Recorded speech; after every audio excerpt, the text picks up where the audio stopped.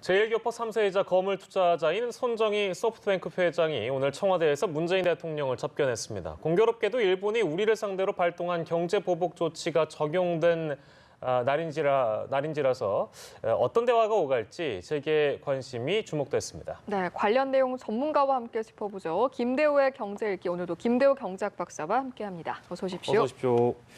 네, 오늘 주제 안혜경 앵커가 정리하겠습니다. 네, 문재인 대통령이 오늘 청와대에서 손정희 일본 소프트뱅크 그룹 회장을 접견했습니다. 손 회장의 투자 경험을 바탕으로 혁신성장과 4차 산업혁명에 대한 의견을 주고받았을 것으로 보이는데요. 오늘 경제일기에서는 IT 투자업계의 큰 손이라고 불리는 손정희 회장에 대해 함께 살펴보겠습니다. 자, 이 제1교포 3세인 손 회장의 성공 스토리, 이미 업계에서는 신화가 됐죠. 1981년 24살 나이에 소프트웨어 유통회사인 소프트뱅크를 설립했고 휴대전화 사업에 진출하는 등 일본 유수의 기업으로 성장시켰습니다. 이후 IT 분야 투자자로서 이목을 집중시키고 있는데요. 펀드를 조성해서 차량 공유 기업 우버를 포함해 전 세계 혁신 기업에 투자를 하고 있습니다. 또 한국의 전자상거래 기업, 많은 분들이 알고 있는 이 쿠팡에도 2번에 걸쳐서 3조 원이 넘는 대규모 투자를 하기도 했죠. 이 손 회장은 신속한 결정 그리고 위험을 무릅쓴 배팅으로 유명합니다. 중국 알리바바 그룹의 마윈 회장을 단 5분간 면담한 뒤에 알리바바에 투자를 하겠다 이렇게 결정한 사실도 알려져 있죠. 또 미래 신산업에 대해서도 과감한 투자를 해왔었는데요. 지난해 연설에서는 인공지능 AI가 모든 산업을 재정의할 것이다 라면서 AI 기업에 대한 투자 확대를 재확인했습니다. 자, 손 회장은 오늘 청와대 방문 이후 국내 주요 그룹 총수들과도 만납니다. 오늘 회동하는 총수들은 빈살만 사우디 왕세자에 이어서 또 다른 큰 손을 만나게 되는 건데요. 일본 아베 내각이 수출 규제에 돌입한 오늘 이 회동에서 어떤 이야기가 오갈지도 관심을 모읍니다. 지금까지 경제읽기 브리핑이었습니다. 네, 브리핑을 듣고 왔습니다. 언론에서 가장 크게 궁금해하는 것은 무슨 얘기를 할까 두 사람이. 그리고 그 얘기를 만약에 한다면 최근에 이제 이슈가 된 일본과 관련된 얘기 혹은 한일 관계에 대한 얘기가 나올까 뭐 이런 부분인데요. 뭐 안 했다면 뭐 저희가 어떤 의도나 대통령이 공식적으로 손정희 회장을 만나서 일본 얘기를 하지 않는 이유라든지 뭐 이런 것들을 좀 전망이나 추측은 해볼 수 있을 텐데 일단 박사님께서 어떻게 전망하세요? 어떻게 예상하세요? 오늘 2시부터 청와대에서 손정희 회장과 우리 문재인 대통령이 만났습니다. 예. 두 분뿐만이 아니라 옆에 김상조 실장, 또 유영민 과기부 장관, 또 중기부 장관, 박영선 장관 뭐 등등 여러분이 공동 배석을 했죠. 네. 회담을 시작하기 전에 이 청와대 대변인 발표로는 AI에 대한 브리핑을 할 것이다. AI, 인공지능에 대한 얘기. 실제로 인공지능에 관한 파워포인트까지 가져오셔서 진짜요? 손정희 회장이 가져오셔서 지금 세계가 인공지능이 어떻게 가고 있고 한국은 여기서 어떻게 투자해야 된다. 이런 얘기를 할 것으로 보인다고 청와대가 공식 발표한 대목이고요. 그 이후에는 비공개 회의로 지금 전환을 했기 때문에 구체적으로 사실관계를 확인할 수는 없습니다. 그러나 지금 앵커님 말씀하신 대로 지금 오늘이 아주 공교롭게도 일본 아베 정부가 한국을 상대로 사실 국교 재개 이후에 국교 수립 이후에 사상 처음으로 이 경제 보복을 하는 날이고 또 손정희 이 회장이 우리는 제1교포로 알고 있지만 사실 일본인이에요. 일본 재벌이고 일본에서 상당히 영향력이 있는 분이기 때문에 이분이 아베 총리에 대한 영향력도 굉장히 강할 것이고 메신저 역할을 충분히 할 수 있다. 그런 면에서 어떤 얘기를 했는지 공개되지는 않았지만 우리가 여러 가지를 좀 상상해보고 또 우리가 또 두 분한테 또 건의도 해볼 수 있는 그런 게 아닌가 싶습니다. 공개되지 않은 부분도 있지만 전해진 이제 오늘 공개된 부분 중에 전해진 내용을 보면 문 대통령과 손 회장이 지난 2012년에 만나서 대담을 나눈 적이 있다라고 인사를 나눴다고 합니다. 당시 그 자리에서 동북아 슈퍼그리드에 대한 이야기를 나눴다고 하는데 이 개념도 좀 짚어보고 가면 좋을 것 같습니다. 이게 문재인 대통령의 회고록 예. 대통령 당선되기 전에 쓰신 회고록에 보면 이 대목이 상세하게 나와 있어요. 예. 2012년에 박근혜 대통령과의 그 대선 후보 경쟁 시절에 느닷없이 손정희 당시 회장이 연락이 와서 예. 직접 일본으로 가서 만났다는 겁니다. 그 자리에서 손정희 회장이 자, 한국의 앞으로 한국의 먹거리 아니 아시아의 먹거리로서 슈퍼그리드라는 게 있다. 예. 이것을 한번 공동으로 해보지 않겠냐 이런 제안을 했다고 그래요. 그 당시에 대통령 대선 경쟁이 아주 치열했었는데도 불구하고 유독 문재인 대통령한테 이런 안을 문재인 대통령에게만 이런 안을 제시한 것은 예. 손정희 이 당시 회장 입장에서는 이런 면에서 코드가 맞을 것이다라고 확신했기 때문이라고 그럽니다. 예. 이 슈퍼그리드라는 거죠. 슈퍼그리드라는 것은 한마디로 전기망을 연결해서 공동으로 쓰면서 필요한 곳에서 언제든지 가져오게 하는 전기의 이동을 굉장히 탄력적으로 하는 거거든요. 예. 사실 슈퍼그리드라는 것을 세계 경제사에서 제일 처음 가져온 사람이 이 케네디 대통령입니다. 미국에 아시다시피 샌프란시스코 쪽에는 큰 댐이 있어 전기가 많습니다. 그런데 캘리포니아주에서도 남쪽, 예. 로스앤젤레스 쪽에는 전기가 없었어요. 예. 이것을 그 먼 길 약 1000km 이상 되는데 전기를 끌어옵니다. 예. 그래서 미국 산업을 대대적으로 발전시킨 그런 역사적 사례가 있거든요. 바로 이 대목과 마찬가지로 손정희 회장은 몽골 지역에다가 그 고비 사막 이런 데다가 태양광을 깔아서 거기서 전기를 북한을 경유해서 한국 또 일본으로 가져오자. 그러면 핵도 없앨 수가 있다. 예. 예. 이 문재인 대통령은 그 후에 많은 사람들한테 회고를 하면서 손정희 이 회장의 이런 이 슈퍼그리드 아이디어가 자신의 탈핵 프로젝트의 기반이 됐다. 예. 이렇게 설명하고 있고 최근에 중국의 이 러시아의 블라디보스토크에서 그 동방 포럼 있지 않았습니까? 예. 그 자리에서 작년에 문재인 대통령이 공식으로 저 슈퍼그리드를 이 아시아의 신북방 정책의 주요 프로젝트로 제안을 하셨어요. 예. 그런 면에서 동북아 슈퍼그리드에 관해서도 분명히 얘기가 있었을 것이다. 오늘 두 분이 만나자마자 문재인 대통령이 예. 저 7년 전에 저 만났던 거 기억납니까? 예. 이렇게 화두를 꺼내면서 예. 대화가 시작됐다고 지금 그렇게 청와대 얘기가 또 나오고 있습니다. 네. 예. 슈퍼그리드, 탈원전. 그러니까 언뜻 보기에는 미세먼지 감축이나 이런 것과도 다 연결되기 때문에 그렇습니다. 문재인 대통령의 관심사와도 많이 맞닿아 있는. 남북 문제하고도 연결돼 있죠. 북한의 협력이 없으면 불가능한 거니까요. 예. 네. 알겠습니다. 이 내용도 저희가 좀 만나봤고요. 인물에 대한 부분, 그러니까 손정희 이 회장, 손정희 소프트뱅크 회장은 어떻게 해서 이렇게 큰 부를 누리게 됐는가? 이거 궁금합니다. 예, 굉장히 그 연구 대상의 인물입니다. 예. 이 경영사학계에서도 손정희 회장은 현 당대에 가장 위대한 무에서 유를 창출한 기업인이다 이렇게 지금 지적을 하고 있어요.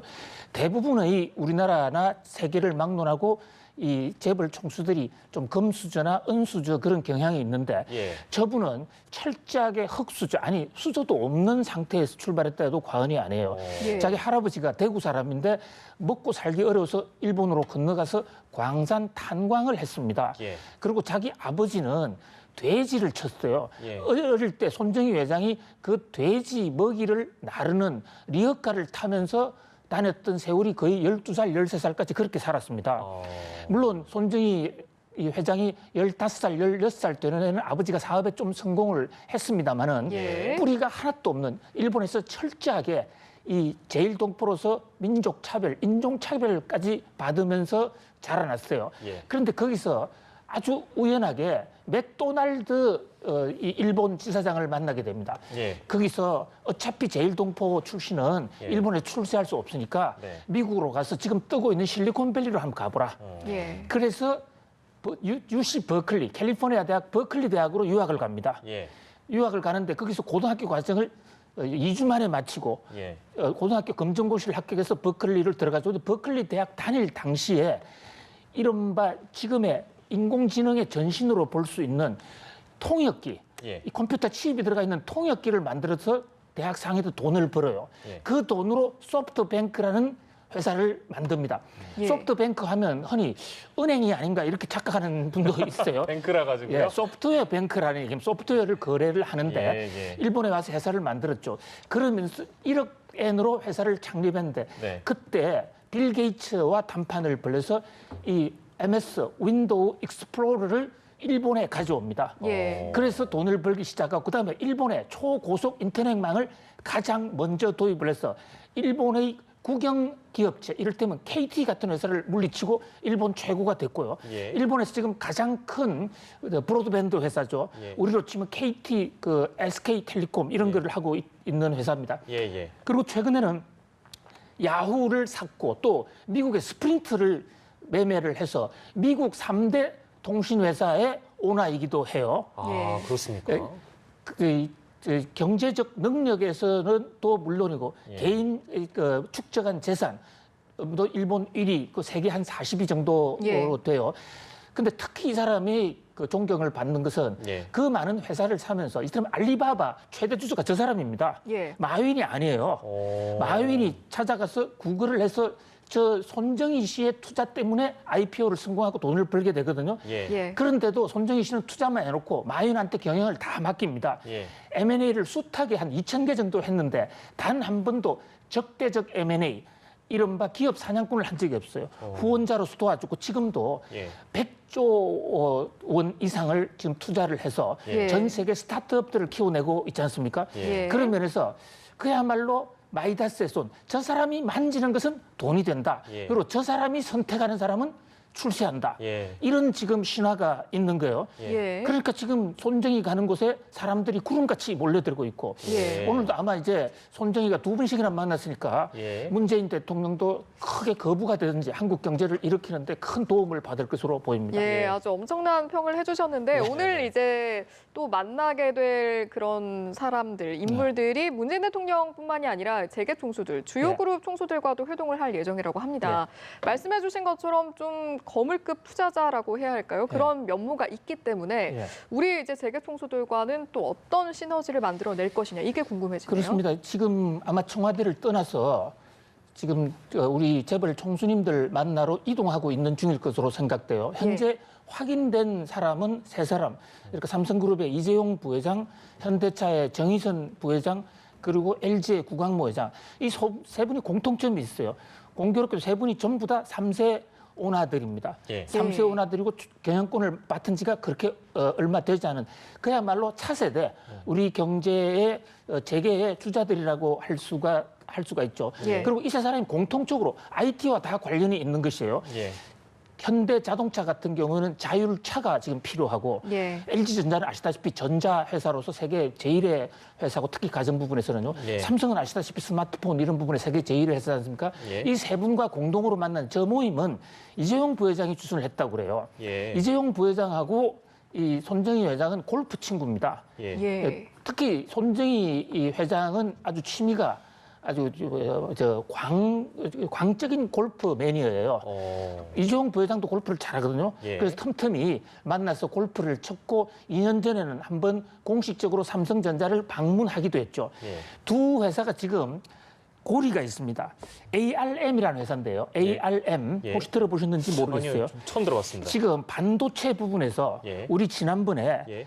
그 메모리 반도체 말고 비메모리 비메모리 반도체 반도체. 삼성이 그쪽에 국가의 운명을 건다 했지 않습니까? 예. 그 비메모리로 갈 때 반도체 두뇌의 세계에서 가장 앞선 기업이 영국의 ARM이라는 회사예요. 예. 지금 이 비메모리 반도체 회사들은 ARM의 설계 도면이 없으면 꾸려갈 수 없다. 이런 얘기가 나온 과언이 아닌데 이 영국 회사 ARM을 예. 3년 전에 손정희 회장이 인수를 해서 최대 주주입니다. 아. 그러니까 지금 삼성이 예.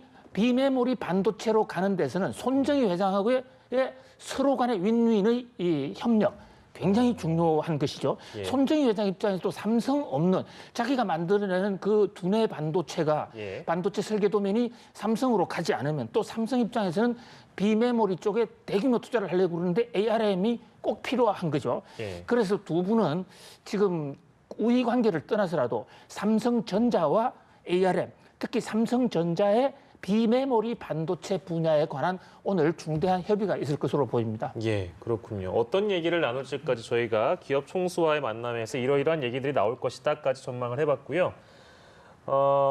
얘기가 조금 돌아오는 감이 없지 않아 있습니다만 이 한일 갈등이 증폭되고 있는 상황이기 때문에 손정희 회장이 오늘 이제 문재인 대통령을 만나서 뭐 아직까지는 저희가 이제 공식화할 수는 없습니다만 일본에 대한 언급이 있었는지 없었는지요. 근데 이제 그렇다 보니까 만나서 뭐 좀 한일 갈등의 어떤 가교가 되어달라, 메신저가 되어달라라고 할 수도 있는 뭐 그런 부분이 있을 것 같습니다. 네. 충분히 있을 수 있다고 생각합니다. 아니 없으면 비정상적이 아니냐 싶어요. 예. 김상조 청와대 정책실장도 만나자마자 오늘이 굉장히 역사적인 날이다. 예. 일본과 한국이 전쟁을 시작한 날이다. 예. 이렇게 인사를 했거든요.